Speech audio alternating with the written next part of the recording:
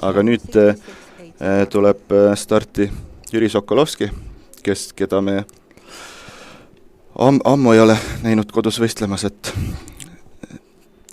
treenib Rootsis, et on tulnud siia kodusse. Just, ja Jüril on tegelikult väga, ütleme nii, et tugev hooaeg selja taga, et 3 tärni Grand Prix Poolas saavutasid nad siis mõni aeg tagasi teise koha kõrgusel 155 cm ning Jüri ja Heidit võtsid osa ka siis Euroopa meistrivõistlustest takistusvõidus ja väga tore tegelikult Jüri on siia tulnud, et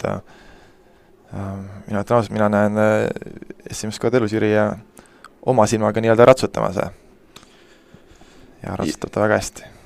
Jah, väga hästi ja tegelikult on väga pikalt on ratsutanud ja läks välismaale treenima ja võistlema, et aga nüüd kolmene süsteem on puhtalt tulnud, et siin lõpp on veel tulla, et kõigil on pinge tõhus. Aga praegu on küll väga hästi pilooditud. Tuli nüüd küll gramm ligidele, aga ja tuli vist 6 sammu, 2, 3, 4 ja 5 ja tuli. Ja tuli. Eesti sportlane on ümber hüpetel, et kindlasti õhtu jätkub väga põnevalt.